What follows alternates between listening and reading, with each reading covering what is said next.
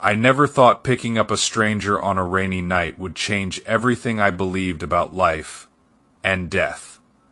It was one of those nights where the sky just opened up and decided to drown the world. I was driving my old pickup truck down that long, empty stretch of highway between nowhere and Los Angeles, the kind of road that makes you feel like the only person left alive on Earth. The rain hammered against the windshield like thousands of tiny fists, and my wipers were fighting a losing battle. Visibility was maybe 10 feet at best. I had been driving for hours, eyes burning, back aching, mind replaying all the mistakes that had led me to this cross-country move in the first place. My name is David. 38 years old, recently divorced, running from a life that had slowly crumbled under the weight of bad decisions. My ex-wife used to say I was always running from responsibility, from pain, from myself. Maybe she was right. That night, I was running toward a new job in LA, hoping a change of scenery would fix what years of therapy couldn't. The clock on the dashboard glowed 2:17 a.m. I remember it exactly because that's when I saw her. A lone figure standing on the side of the road, shoulders slumped, head down, soaked to the bone. The rain poured over her in heavy sheets, but she didn't move, didn't try to flag me down. She just stood there like a ghost waiting to be noticed. What the hell was she doing out here at a time like this? I eased my foot onto the brake. The truck slowed with a reluctant groan. Part of me screamed to keep driving. This was how horror stories started. But another part, the part that still believed in basic human decency, won out. I rolled down the passenger window. Cold, wet air rushed in, carrying the scent of rain, soaked earth, and something else, something faintly metallic. "Looking for a ride?" I called out. She lifted her head slowly. Even through the downpour, I could see her face.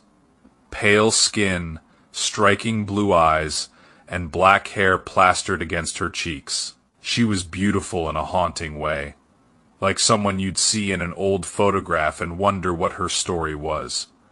She nodded once. I leaned over and pushed open the passenger door. She climbed in without a word, water dripping from her clothes onto the worn leather seat. The dome light caught her features for a moment, and I felt an odd pull in my chest. Familiarity. No, that was ridiculous. I'd never seen her before. "Where you headed?"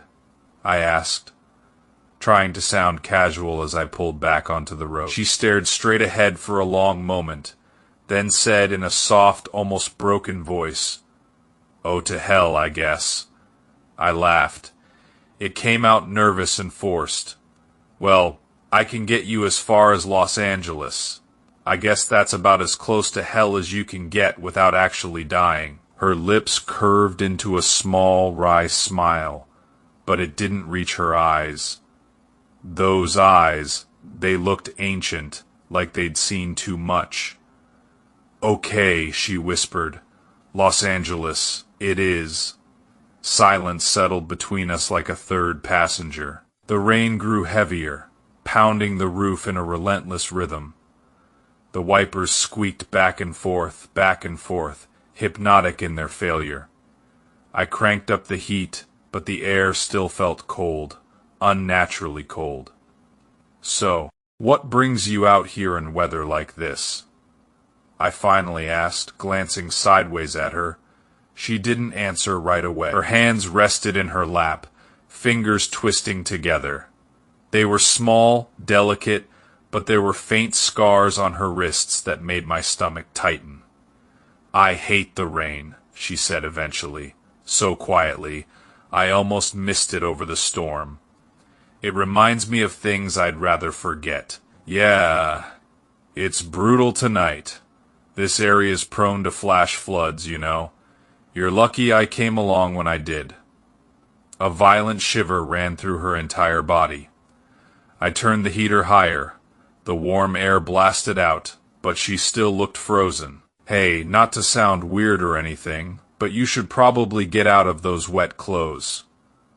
I've got some spare dry ones in the back. Old shirts, nothing fancy. I won't look, I promise. She hesitated, then nodded. Without warning, she shrugged off her soaked coat and shirt right there in the seat. I kept my eyes firmly on the road, but in my peripheral vision I caught a glimpse, and my blood ran cold. Around her neck was a thick, ugly purple bruise. It encircled her throat completely, like someone had wrapped a rope around it and pulled tight. The skin looked raw, swollen. Oh my God, I breathed before I could stop myself. Are you okay? That looks. Jesus, do you need a hospital? Medical attention? Ambulances don't come out here, she said flatly. Neither do police. Too remote. The way she said it sent a chill down my spine that had nothing to do with the weather. Our conversation died again. The only sounds were the rain, the wipers, and my own heartbeat, which was starting to pick up speed. Who was this woman? What had happened to her? We drove on for what felt like forever. The road curved gently upward toward a large hill. The truck's headlights barely pierced the curtain of rain. I was so focused on keeping us on the road that I almost didn't hear her next words. Stop the car. Her voice had changed. It was firmer now. I slowed down but didn't stop. What's wrong? Stop the car, please. I can't. I'm on a pretty tight schedule, and I really shouldn't leave you out here in this mess. She turned to look at me then. Her face was completely blank, devoid of any emotion. In one sudden movement, she lunged forward and grabbed the steering wheel, yanking it hard to the right. The truck swerved violently. Tires screamed on the wet asphalt. I fought for control, slamming on the brakes, but it was too late. We crashed through the guardrail with a sickening crunch of metal. The truck plunged down the embankment into thick, slushy mud. Everything went silent except for the rain. God damn it, I shouted, heart hammering against my ribs. What the hell is wrong with you? I turned to look at her, but the passenger seat was empty. The seatbelt was still buckled. Her wet coat and shirt lay crumpled on the floor, but she was gone, vanished. I sat there for a long moment, breathing hard, trying to process what had just happened. Had she jumped out during the crash? That was impossible. The door was still closed. The seatbelt. Panic started to rise in my chest. I tried the engine. The wheels spun uselessly in the mud, stuck deep. I pulled out my phone. No signal at first, then one weak bar. I called emergency services. They told me they'd try to send someone, but the weather was too dangerous. It might be hours. I resigned myself to waiting, flipped on the radio. Some old country station crackled through, playing lonely songs about lost love and regret. I leaned back, closed my eyes, and tried to calm my racing thoughts. Sleep must have taken me eventually, because the next thing I knew, there was a sharp knock on my window. I jolted awake. A policeman stood outside, flashlight beam cutting through the rain. I rolled down the window. Well? He drawled in a thick southern accent. Believe it or not, you might just be the luckiest son of a gun on the planet. He helped me out of the truck. We walked up to the top of the hill together, boots sinking into mud. Below us in the middle of the road lay an enormous boulder half the size of my truck, lodged in a massive swell of mud and debris. You come over that hill, the officer said. You never would have seen it in this rain, if you'd kept going straight. Well, let's just say you wouldn't be standing here talking to me. I stared at the rock, my mind reeling. But I didn't lose control on my own. There was this woman, a hitchhiker. She grabbed the wheel and forced us off the road. The policeman's expression changed.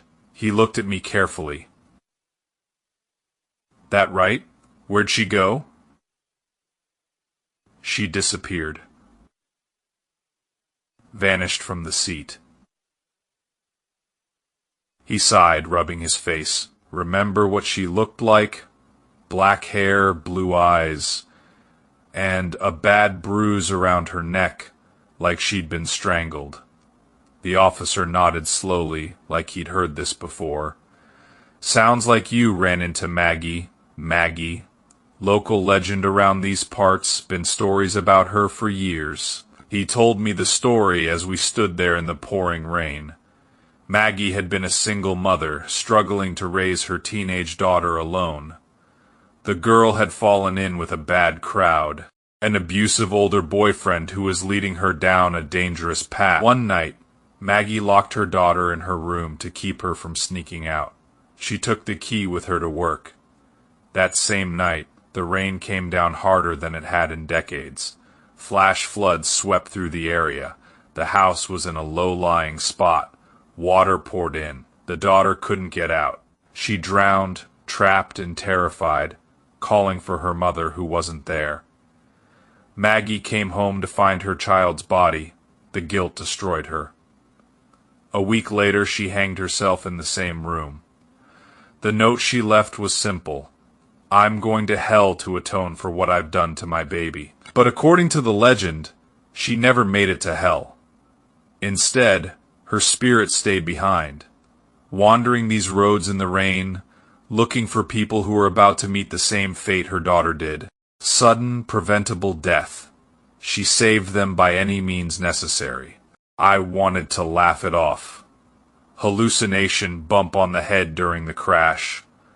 But when we walked back to my truck, there they were. Her wet coat and shirt still sitting on the passenger seat, exactly where she'd left them. Soaking wet real. The policeman saw them too. His face went pale. He didn't say another word about it. I still have those clothes. They're folded in a box in my closet in LA now. Sometimes late at night when it rains, I take them out and smell them rain earth and something faintly like lavender soap. For months after that night, I tried to forget. I told myself it was a dream, a stress-induced episode, but deep down, I knew the truth. Maggie had saved my life. Then, about 6 months later, something happened that shattered whatever was left of my skepticism. I was driving again. Another long night haul for work, different highway, but similar conditions. Light rain this time, not a downpour. I wasn't thinking about Maggie at all. My mind was on a big project deadline. That's when I saw the car accident up ahead. A sedan had flipped over on the side of the road. Smoke rose from the engine. I pulled over immediately. Inside the wrecked car was a young woman, barely conscious, bleeding from her head. I called 911, then tried to help her out. She was trapped by her seatbelt and the crumpled door. As I worked to free her, I heard it. A soft voice behind me.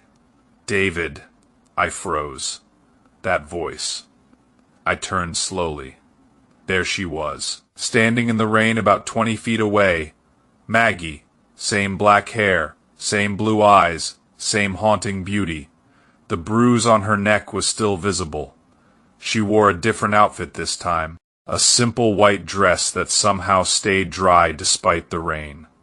You, I whispered. She smiled sadly. You remembered me. The woman in the car groaned. I turned back to help her, but Maggie spoke again. She'll be okay if you stay with her, but you need to know something, David. I didn't just save you that night. My heart pounded. What do you mean? Her voice grew softer, carrying on the wind. Do you remember when you were 8 years old? The lake house your family rented? The day you wandered too far into the water? Memories flooded back.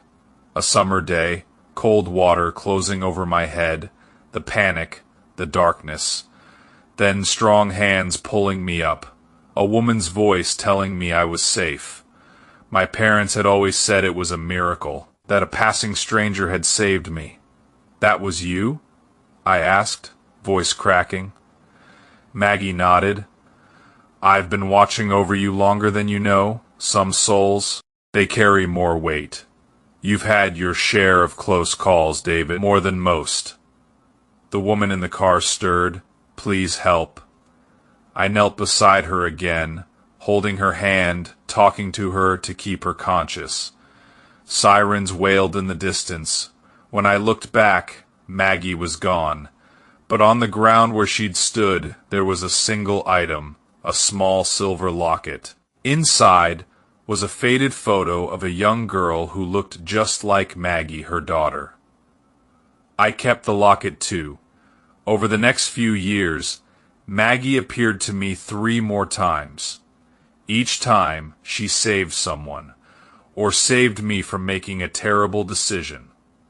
Once, she stopped me from driving drunk after a particularly bad night. Another time, she appeared in my apartment during a suicidal episode, sitting quietly on the edge of my bed until the darkness passed. She never asked for anything in return. But I started researching her story obsessively. I visited the town where it all happened, found old newspaper articles. Her real name was Margaret Ellis. Her daughter's name was Emily. One rainy evening, almost exactly 5 years after our first meeting, I drove back to that original stretch of highway. I parked near the hill where we'd crashed. The guardrail had been repaired. The boulder was gone. I stood in the rain, holding her original coat. "Maggie," I called out. "If you're there, thank you for everything. But you don't have to keep doing this. You saved your daughter in a way by saving others. Maybe it's time to find peace." The rain fell harder for a moment. I thought I saw her standing across the road watching me. Then she spoke, her voice clear in my mind. "I can't leave until the last person I failed is safe." And then I understood. She wasn't just atoning for Emily. She was waiting for me. Because in some way, I reminded her of the pain she'd caused. Or perhaps because I needed her most. That night, as I drove away, I made a promise. I would live better. I would help others the way she'd helped me. I still see her sometimes. In reflections, in dreams. On rainy nights when I'm driving alone, and every time I feel that familiar chill, the sense that someone is watching over me. Some people say hell is a place of fire and torment, but for Maggie, hell was the guilt she carried, and her heaven was in the lives she saved, including mine. I still have her clothes, the locket, and a gratitude I can never fully express. If you're ever driving alone on a rainy night and see a woman on the side of the road, be careful. But if she has black hair and blue eyes and asks to go to hell, let her in. She might just be the one who saves you from it.